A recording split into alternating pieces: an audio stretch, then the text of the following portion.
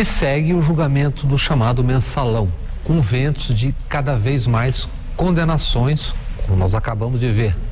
Agitação nas arquibancadas, na mídia, nas redes sociais.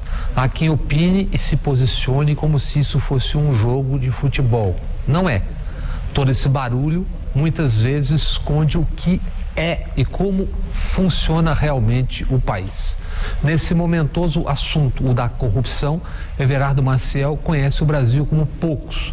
Por 8 anos, nos governos Fernando Henrique Cardoso, Everardo foi o secretário da Receita Federal. Ele foi o poderoso homem do leão do imposto de renda. Por outros 8 anos, ele foi secretário da Fazenda, em Pernambuco e no Distrito Federal. Quem ocupou cargos como este e por 16 anos conhece como quase ninguém quais são os caminhos e métodos da corrupção e dos corruptores. Neste final de semana eu conversei longamente com o ex-secretário da Receita Federal sobre esse tema, a corrupção e o Brasil. O problema é muito maior e também muito mais óbvio do que se imagina e do que se debate.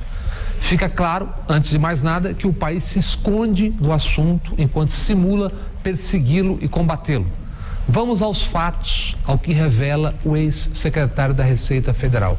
Diz ele, aspas, os brasileiros, os cidadãos brasileiros sonegam R$1 trilhão em impostos.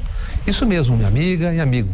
Inscrita na chamada dívida ativa, está R$1 trilhão de impostos que por diversos motivos não foram pagos pelos contribuintes. E o ex-secretário faz uma ressalva. A dívida real é bem maior do que isso. Isso é só a chamada dívida conhecida como líquida e certa. Everardo não tem dúvidas quanto à raiz e à resultante dessa situação. Aspas. O nome disso é corrupção. Isso alimenta a cultura da corrupção. Fecha aspas. Segundo o ex-secretário da Receita, nesse caso, a corrupção se dá em duas pontas.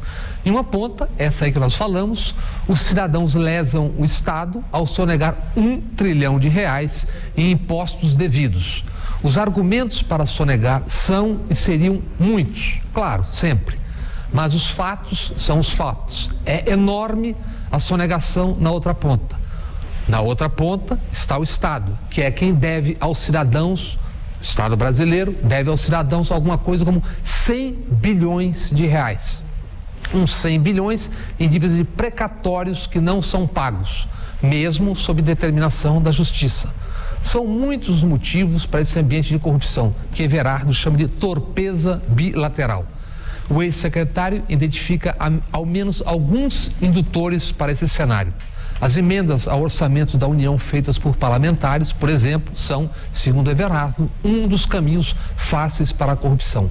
Essas emendas são a ponta de um obscuro sistema, conhecidíssimo, aliás, de financiamento de campanhas eleitorais. Diz o ex-secretário da Receita Federal, aspas, todos sabem perfeitamente como se faz isso, a corrupção. E completa e encerra Everardo Maciel. Nós vivemos o cinismo nacional. Tudo isso é uma grande hipocrisia. Boa noite.